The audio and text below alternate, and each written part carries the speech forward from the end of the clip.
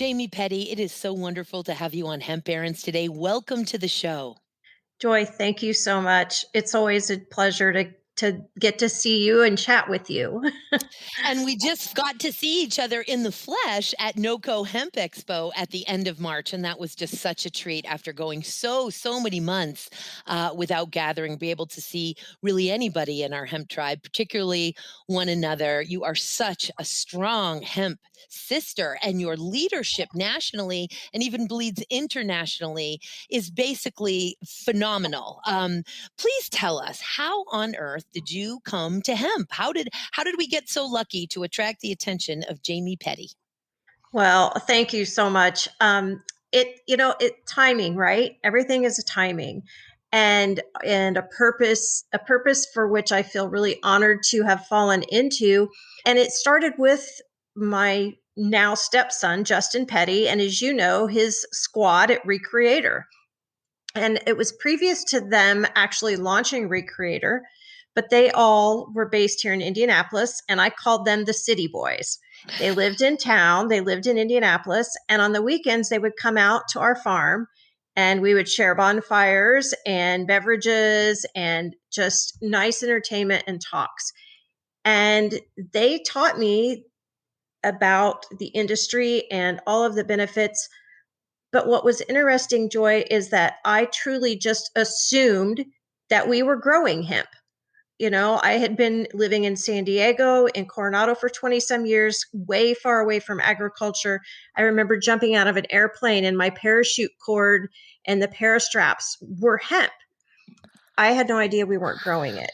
And so the guys were really good about bringing that around. And it was a time in my life, as you can kind of relate to. I'd been doing paralegal litigation work for 20 some years in San Diego.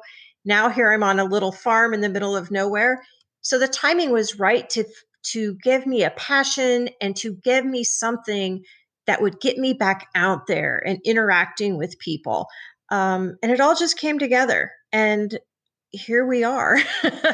And here we are with you having co-founded the Midwest Hemp Council, a powerful, strong, and highly organized nonprofit organization to advance the interests of the farmers and the hemp industry in the Midwest region of the country. This is tremendous, and as you know, that is one of the many things that we have in common, is that we both raised our children on paralegal work and complex civil litigation and compliance and basically working at law firms. And all of those skills that we learned, the organizational skills, information management, so many important and crucial to the emerging and developing hemp industry skills that we learned there, we've put into action in how we serve our clients and the nonprofits that we serve. And it is quite obvious because I go on your website, and it is one of the more organized and informational websites of even national trade associations out there. So it's really just so phenomenal. Now, first of all, tell us the region that the Midwest Hemp Council covers or seeks to cover, and when did you decide, and who were your co-founders, to move forward with this vision and this tremendous need that you're filling? Kind of to go back, Joy, as you know, you and I met you were one of the first people I met early on, along with Colleen and Josh, as the HIA launch chapters. Um, we all were very well intended, but like the industry, giving birth to anything is very difficult. And it was a struggle. And I think that we all did an amazing job. We learned from one another, and we can now carry those things forward. But in that process, the first problem that was I was a problem. And the problem was that Indiana was and is still very slow to move. And so I had to focus most of my efforts here. But in doing so, both Alan Kimball and Justin Swanson, I was working very closely with, we realized that to lift Indiana up, we were going to have to collaborate. My word that all the team knows is coopetition. And I have believed that in this industry from day one. because you can't really compete until we have a full-fledged industry. And that's gonna be quite a while, so there's lots of room for everybody. I use the word co-opetition all the time, but I usually now I'll have to say, "Ooh," I always say, "Thank you, Bob Hoban." Now I'll be like, "Thank you, Bob Hoban and Jamie Petty for." That's who I learned the word from, but please continue. Right. Well, and for me, it came from the racing world, the Indy 500. That was the first time I heard it was down at the racetrack. I heard the race car Oh, drivers using that. So, wow. um, but at any rate, and we realized that that is what needed to happen, whether Indiana was going to succeed or not, that it needed to be a collaborative effort. We by no means feel that we have all of the answers for every state, but our goal initially was to try and level that playing field, open the doors, hold hands, so that at least within our region, as of course we're all in the, we all know it's still uneven, there's still many things, but we're making progress. So to answer your question, what came about was we're now in 22 states. Prior to COVID, we had over 300 members. Like everyone else, that has dropped. And I think a lot of that was because, the industry, of course, suffered some overproduction and some setbacks. And a lot of that due to the failure of FDA and others to step up and help guide, walk with us and guide us. But also COVID. I mean, I'd be remiss. We can't blame everything in the world on COVID, but it did have a significant impact, primarily, as you referenced, not being able to see each other. There is value to being in that personal space with someone and sharing that quality. And we weren't able to network. We weren't able to go out and do things together. So our membership took a pretty significant hit, but I'm very excited because it's coming back quickly. And now that we can have events and be there together, because that's what it has been for us, is how can we bring the industry together, collaborate, support one another, and realize that this isn't, it is co-opetition. It's not about competing. And let's work together to even out that playing field and to build the supply chain. You you mentioned earlier when we up until a couple years ago, as it was research, we were very focused on our farmers. Joy, we had research cooperatives with Purdue, and we know our farmers can grow this. We know we have genetic issues, and we still have a lot to learn, but we know they can grow that. So the problem is chicken and the egg. So, Midwest Hemp Council, while we're still very focused on our farmers, we're doing some very significant work on supply chain development right now. So, I'm excited about that. Yes, indeed. And I want to make sure too that our listeners know that the dues are very reasonable, particularly for an organization taking on so much work and having such a huge impact. And I cannot wait to dive right into that work. But wanted folks to know that to join the policy circle, there are two levels of membership at the Midwest Hemp Council, it looks like. You'll correct me if I get ahead of my skis here, Miss Petty. The policy circle, which is $300 annually, and that, of course, on top of obvious logo and these types of benefits displayed on the website. There's direct involvement in the development of strategy, participation in the Midwest Hemp Council monthly policy circle call, very valuable, eligibility to sit on the board of directors for the Midwest Hemp Council and on Midwest Hemp Council committees as well. And that's $300 a year for the policy circle. That's top tier membership. The other membership, hemp supporter membership, is $100 a year. And the policy circle comes with all of those benefits and eligibility that I discussed previously, but as well as all of the benefits that come with this hemp supporter $100 annual membership. And that, of course, is opportunity to provide feedback on policy and regulatory drafts, opportunities to sit on the Midwest Hemp Council committees, and to directly support the goals and efforts of that committee and the director. Membership discounts on education and networking events, updates, monthly newsletter, and annual business meeting. Your monthly newsletters are incredibly informative. Sister, as you Thank might you. imagine, and as I'm sure you share, I get several newsletters. Oh my goodness, on the newsletters ad nauseum. I'm all Midwest Hemp Council is one of those newsletters that I read all of the words and I go down and look at all of the links because you generally will have some even additional links and information at the very bottom. So if you don't go all the way to the bottom of a Midwest Hemp Council newsletter, you're going to miss some good stuff. So just really, really important work there in terms of just delivering information and engaging with your members. Let's talk about some of the, well, everything you're doing is exciting. I guess it's just that let's pick the ones that are so incredibly important. And if you don't mind, and this may not be one that you even consider to be your most important, I just think it's absolutely fantastic. Um, and that is, excuse me, the Midwest Hemp database. So you're assisting building that database. Can you tell us about that? And then, of course, please launch into some of the other missions and goals that you're working on.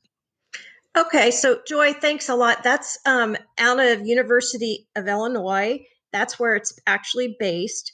But what has come about over the last 2 years is great synergy between Purdue University, University of Illinois, Michigan State, and Wisconsin, and their respective hemp extension specialists. Ours, of course, our amazing extension specialist is Marguerite Bolt. James Decker, I may be saying that wrong, out of Michigan State, and then Shelby Ellison out of Wisconsin. So they work with Phil to develop this database, but it requires collaboration to bring farmers to the table so they understand the value of contributing those genetics and their test results and so forth to that database. And I will be honest, I was a little bit surprised at some of the hesitancy initially. So we've tried really hard to get the word out there, talk to our growers one-on-one, and help them understand that by participating, not only do they receive a discount on their testing and so forth, but they get to be a part of as we continue to build out this industry because we can trace genetics. We can trace what these genetics do in certain situations. So yes, and I'll tell you, Joy, that's really what you'll find because we are a nonprofit and we are in the hemp industry. Our resources are slim. So perhaps we can't always lead initiatives, but we believe in supporting and collaborating with those. Even with our national associations, regional, state, it's really my goal and our team's goal to bridge that and to keep working together and building out together.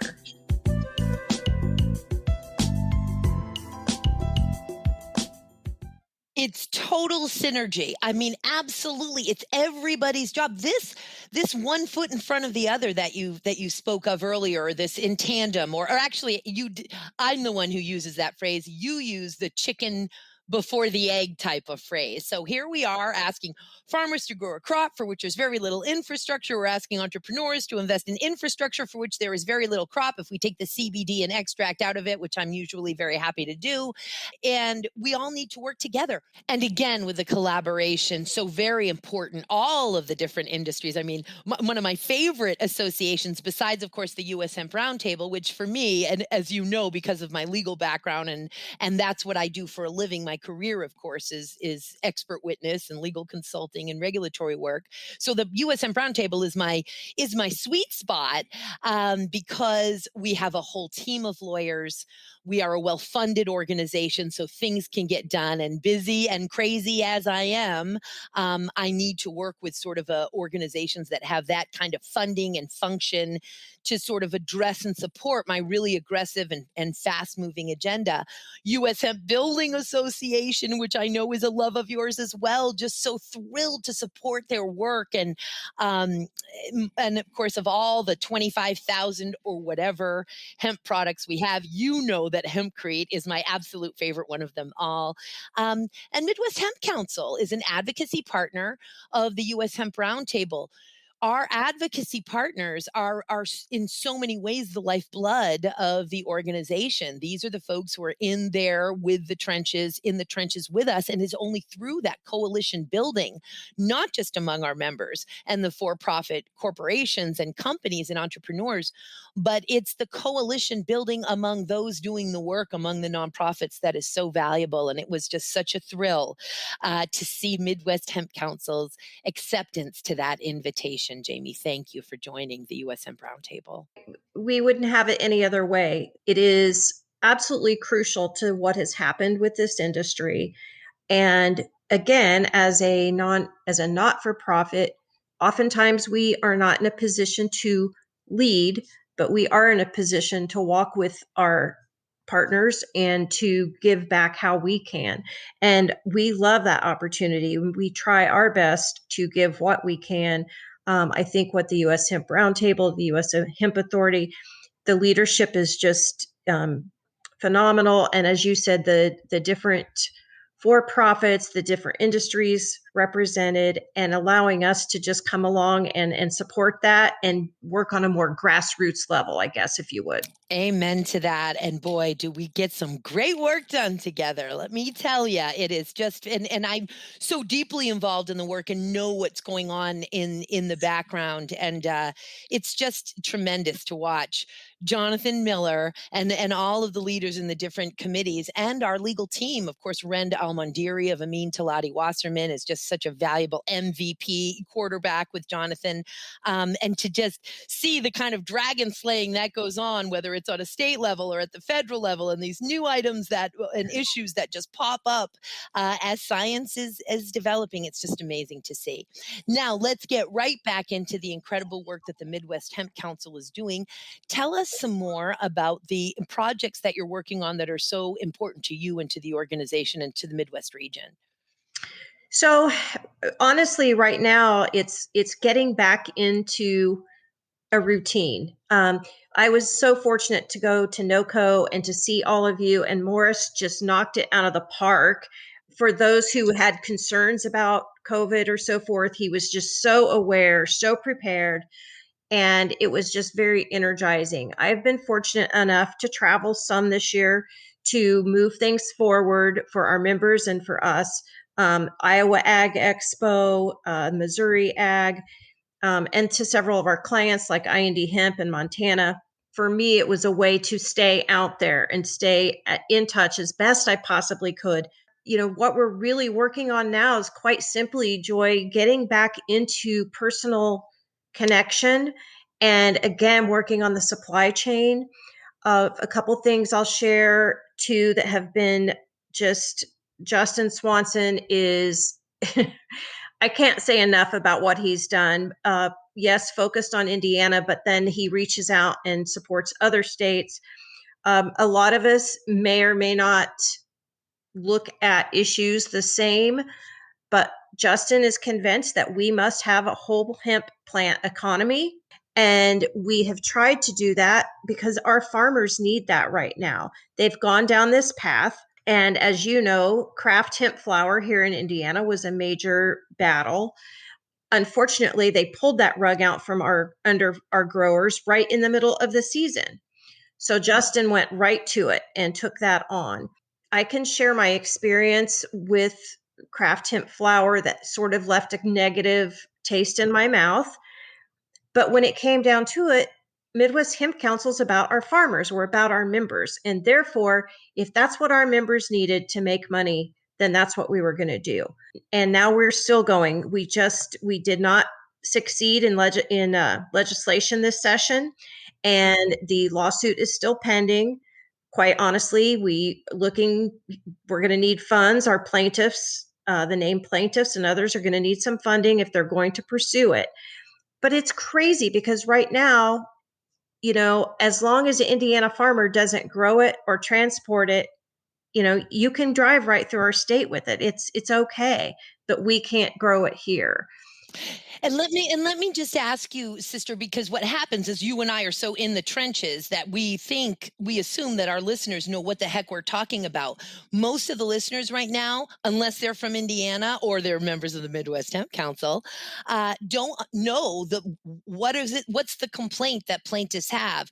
Can grow it for smokable you cannot grow it for or sell it for smokable purposes. Explain, if you would, to the listeners what the crux of the lawsuit is or the complaint is. So yes, so it's actually to be able to market the flower, simply market the flower. And it's not even just, you know, people are arguably not allowed to use it for the teas, which some are selling it as such and it's being utilized. But the flower cannot be marketed, it can't be grown in this state. And so we filed a lawsuit. We won our initial injunction, and thus we were allowed to continue for one more year. And then it was overturned on appeal in a just purely procedural. It was not a legal matter, it was purely procedural. And Mm. you, of all people, know how frustrating that especially is. Oh, much. And it also was somewhat a backstep. The judge took a backstep even because she was very much headed our direction. So here we are. And again, Justin went right after it during the legislative session and tried, and we came pretty close, but no cigar, if you will. So we're going to determine where to go next. And we realize this is happening in other states. And the main defense, or excuse me, the main argument against our position was that law enforcement could not tell the difference, of course. Yes. Over and over. We're hearing it over and over and over again. Mm-hmm. But ironically, we had testimony from several Purdue engineers. We have the testing available and they can do it right there. But of course, the argument was, well, it's not been on the market long enough and it's not proven. And Indiana is a very conservative state. So here's where we are. I just tend to try to believe that things happen for a reason. And I'm very disappointed in this ruling and where we stand right now. But at the same time, with things that have happened in the industry, I believe that we all got to take a deep breath during 2020 and perhaps step back. And now let's move forward together. Indeed, because I think we all know that most of your farmers would have grown extract varieties and would have lost their shirts. That's exactly right. And so again, we walk a fine line. I'm often told, and I'm sure you can relate to this, I'm often told, I thought you were a hemp advocate. Why are you telling me not to grow? Mm.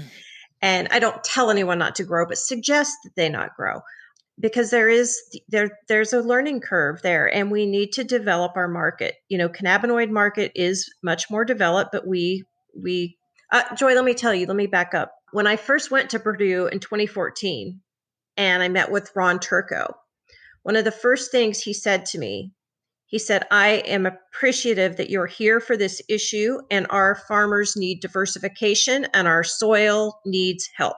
However, Jamie, please don't ever underestimate the farmer's ability to overproduce. Mm-hmm. And he said it's nothing against them because they're just trying to make a living and put food on the table and they are trying to find diversification, but we have to be careful.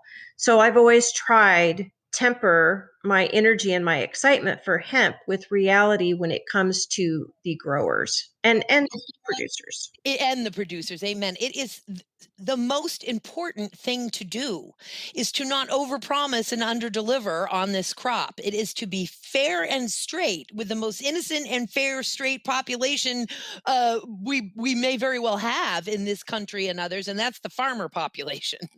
um, and I often say, by the way, that 2021 is the year of the variety trial, people. It's the year of the variety trial. So it isn't just hard lessons, and as you say, and market stabilization. Market stabilization meaning, okay, guys, come to find out, it takes a little bit of hemp to make a whole lot of extract or a whole lot of CBD, if that's the way folks are thinking about what hemp extract is. So for the love of God, please do not continue to grow it when we have numbers. You may have read that op-ed of Julie Lerner a few months ago, which I just thought was so brilliant. And it was called "Hope is Not a Strategy, So Stop Tolling." That's And right. it was fantastic, right? I keep every presentation I'm doing, have like there's a Julie Lerner slide right now. And Pan Exchange had done such an outstanding job crunching those numbers through publicly available documents to estimate, oh my goodness, it looks like it takes 4,817 acres to create all of the extract that was produced last year. And that's why we have, of course, barrels of raw crude, which now is clearly going bad from the 2019 and 18 even growing season, and all of that biomass. So it's just so important. And what we really need and want is for farmers to know what oil seed and fiber and dual and tricrop varieties grow in their climate, in their soil, in their photo period. And variety trials don't require a ton of land. They require the experience of growing and that knowledge. And we certainly wouldn't want farmers who do not have a market or nearby infrastructure in the oil seed and fiber variety sector to grow acres and acres of it. We want you to succeed. We want our farmers to succeed. The infrastructure needs to be there to process, whether it's that nutrient dense grain, whether it's that longest, strongest fiber in the world. The infrastructure needs to be there. The market needs to be there. To me, I see 2021 as the year of the variety trial. And if you and everyone else, stand down, stand down. I don't mean to be a dream killer at all, but we got a lot in backstock, folks, and things need to stabilize. And FDA, we need FDA to create that regulatory framework for hemp extract and just remove this uncertainty and this dark shadow of gray area and lack of confidence by investors and the market. We need to move that forward. I agree, Joy. I think here in Indiana, I can tell you specifically, and well, Indiana, Michigan, Illinois, I can tell you that we are doing fiber and grain varietals that, to my knowledge, no one else is growing except for varietal purposes. So I'm very excited about that because that tells me that we have people's attention in the right way. They're listening. They understand that this is an opportunity that's developing. But again, it's I every day, I'll tell you the other thing we're doing. We're working very hard to develop a supply chain. There are some things, unfortunately, I'm not allowed to share right now, but I'm hoping that in about a month to 2 months, we're going to have some really good news that will show that we are going to normalize shelf space. It is mostly cannabinoid, but there are grain products.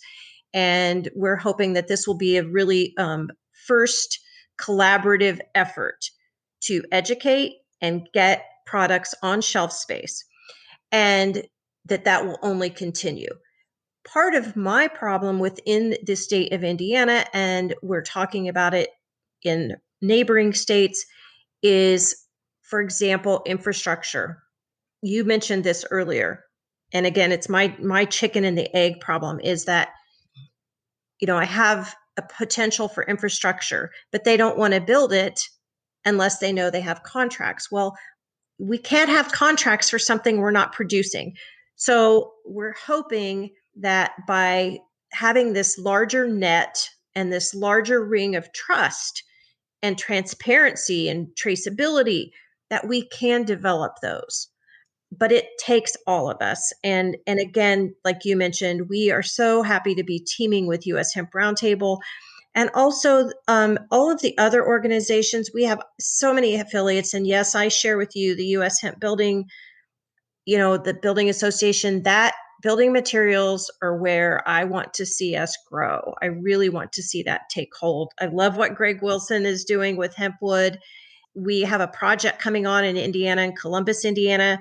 I hope to have more information for you in a couple months, but we believe we're going to be working on affordable housing using hemp materials. So for us, I feel like we don't have one big thing right now, Joy, but we have a lot of initiatives that we're supporting and that we're trying to drive. You are a lightning rod, a total catalyst. Absolutely. In so many directions. It takes all of us. And I'm really happy to I feel that I see the industry coming together strongly again. We had birthing pains growing pains, but I really believe we're coming together.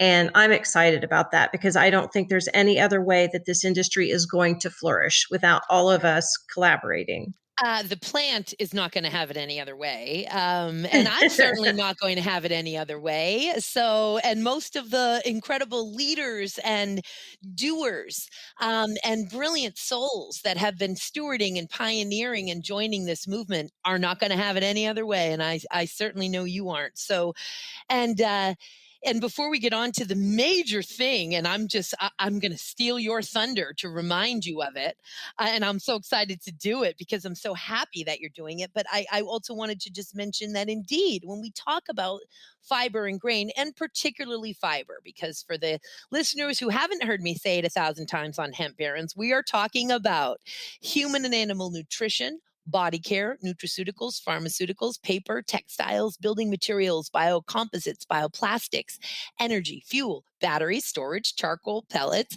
nanotechnology, biomedical applications. Somebody stop me. It's everything. I love hearing it. Gosh.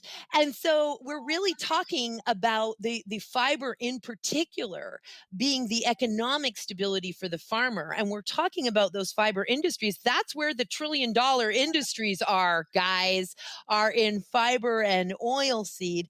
And it's where the environmental impact, the planetary healing aspects of this plant, particularly as we walk in tandem with the regenerative agriculture and regenerative agronomic practices movement as we deliver the hemp movement together.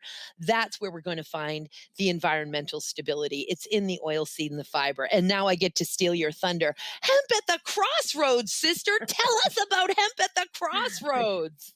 Well, thank you. We are really glad to have that coming back this year, and we hope you're going to be able to stop in and join us. It is the first week in December, the first, second, and third. And the good thing, if there's a good thing that we did not host in 2020, is that we are now extending the conference by about 3/4 of a day. And so we can add a lot more information. We have really in the past tried to focus on seed to shelf, starting with our growers. We like to focus on agronomy just as much as we like to focus on supply chain. And that's what we're going to do and provide as much information as we can in that time period. I know we're going to be having Shelby and James and Marguerite and Philip, our quad effort there. They'll be there with the Midwest Hemp Database. We've got a diversity panel this year that I'm very excited about. So, stay tuned. That registration is actually open for early bird.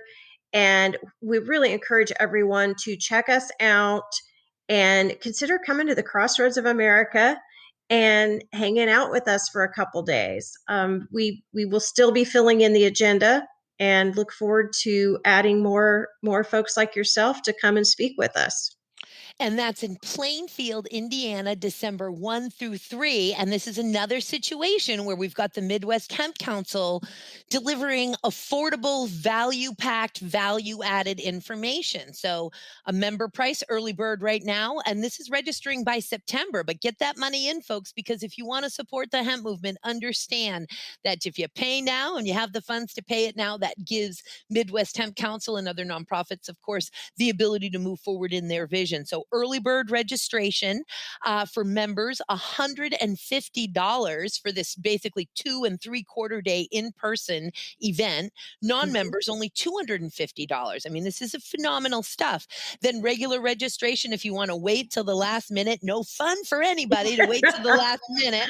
But if you got it, and certainly in COVID, we understand, $200 for members and $300 for non-members. So we're talking about 2.5 full days of expert, value-added, info-packed information, along with the networking opportunities and whatever social events you're doing for a major affordable price. And something tells me that the hotels in the Plainfield area are probably not terribly expensive, are they?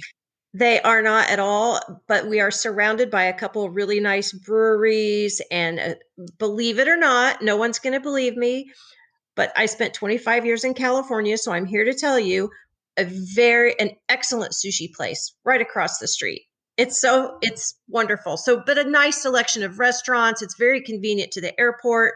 Shuttles run back and forth, and it's a brand new facility. So we're really excited to work with them, and gather together and work towards this. And we are grateful to all of our speakers and sponsors, because it's their generosity and their time that allows us to do this and offer this program at such an affordable price. Just fantastic. I cannot wait to get there. And also for folks planning travel, in case you didn't notice, there is a shortage of rental cars. So rental cars are through the roof right now. In fact, I was planning a trip for Southern Hemp Expo, which of course is a few months prior, actually 3 months exactly prior to Hemp at the Crossroads. And I looked a few weeks ago, and rental cars, I could get them for around $27 a day. Last night, I thought, oh, I better get on that, $80 a day on hotwire.com. So if you're planning on getting to Hemp at the Crossroads, get all those reservations done. Cannot wait to see you there. Miss Jamie, you know we're going to have you back. I love following the work that you do. You're such an inspiration. It's so wonderful to have you as a mirror, as a reflection, as a strong woman who has such strong convictions in really stewarding the responsible stewardship of this incredible, versatile, valuable crop. Jamie, thank you for absolutely everything that you do and for being with us on the show today.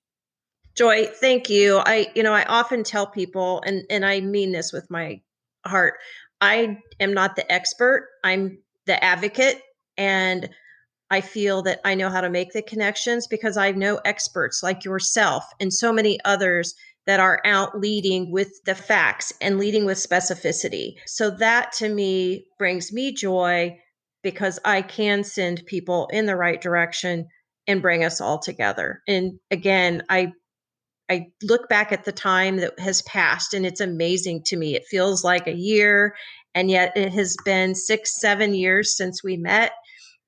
And, it's easy to get frustrated. Anyone listening, it is easy to get frustrated in this industry, but this is what it's about. Get FaceTime with your people and share that opportunity, because we're going to succeed. It is just going to take time and work.